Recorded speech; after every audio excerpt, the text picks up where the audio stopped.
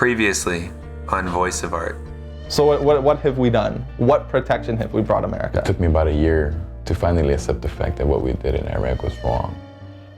They had to do those atrocious things for lies. The occupations don't result in democracies. What results in democracies? These people's movements, not military movements.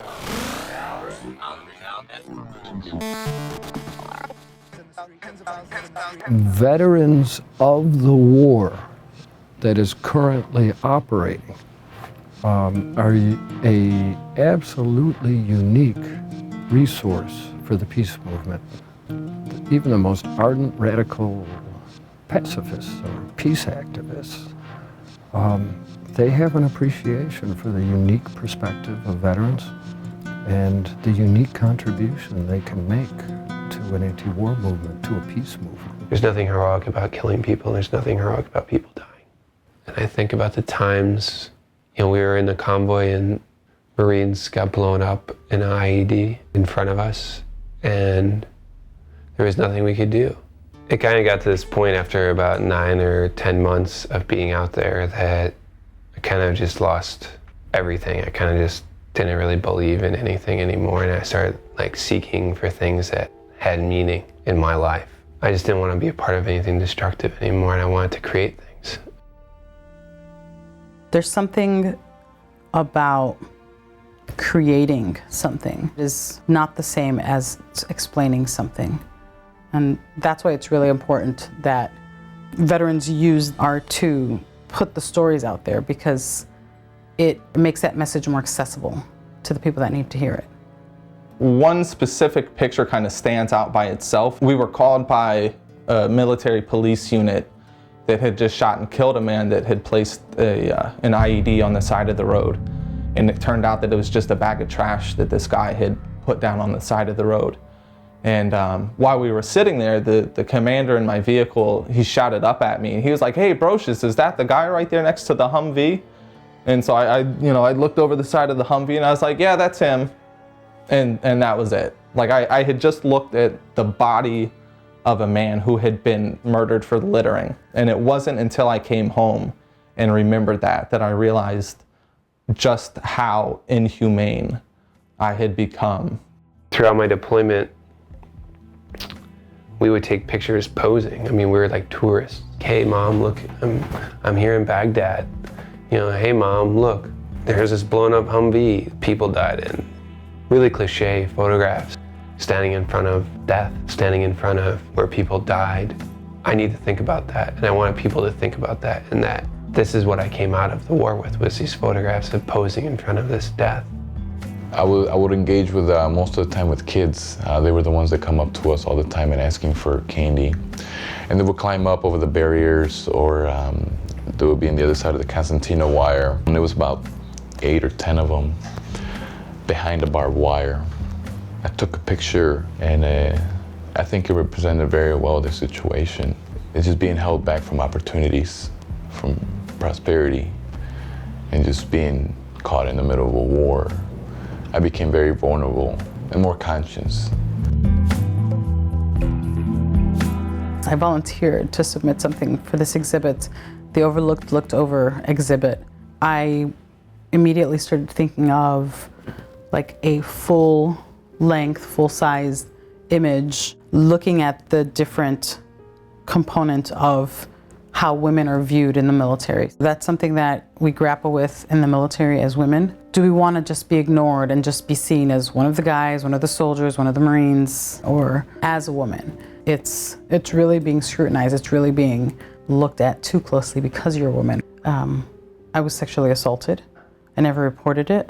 We didn't deal with it. We didn't talk about it. We didn't deal with it. If you were a woman and you got sexually assaulted, well, you should have been tougher about it. If you were a homosexual and somebody beat you up, well, you shouldn't have been gay, or whatever it is that's being seen as otherness, as weakness, as not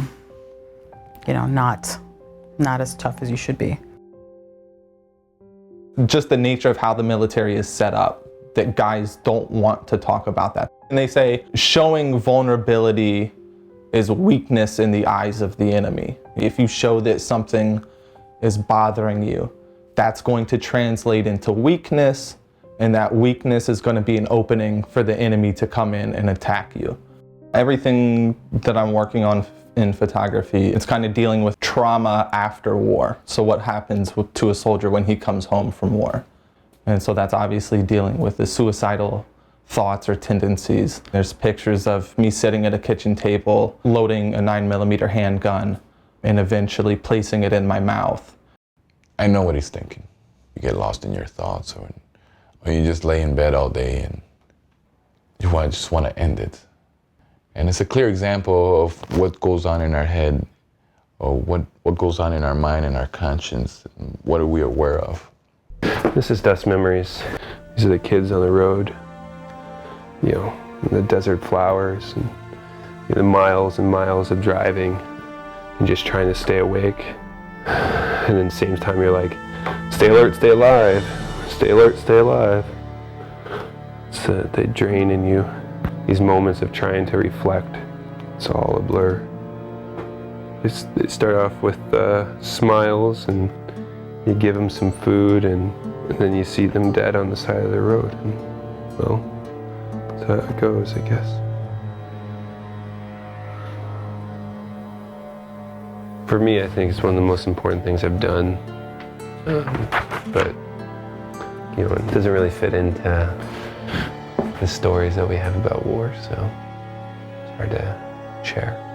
Art gives people a voice because it allows them to articulate their experiences in a way that they may not be able to or not know how to. And also, it allows them to find a common language through that artwork so that they can try to understand the experiences without ever having gone to war or seen combat. And that's why it's really important to put the stories out there, because it makes that message more accessible so that another generation doesn't have to go to war to realize that it's not going to work. This is CBS 2 News at 11. Good morning, everybody. I'm Roseanne Tejas. And I'm Eric Porterfield. From no-fly zones to removing mailboxes, security will be tight for the upcoming NATO summit. Tonight, CBS 2 has learned there may be a secret plan to evacuate Chicago. Security experts say it will be a security challenge that no American city has ever had to face. Police may have to resort to using riot control agents such as mace, tear gas, or pepper spray. That is what a state does when it's faced with when it's operating a counterinsurgency operation. They want people to be afraid of the protesters. No one will forget the 1968 Democratic Convention in Chicago. It's tough to tell just how many arrests to expect.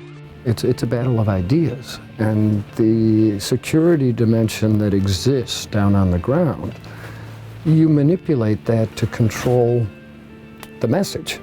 We're going to be prepared for whatever comes about. You know, we're going to be organized and we're going to be disciplined. We have a message that we're going to be bringing forward, and that's how we're going to bring it forward. It's going to be complicated. There's no question about it. Okay. Really? Okay. Next time on Voice of Art. Right, face. Forward, march. Left, right. It seems like the cameras just kind of multiplied, and it was finally time.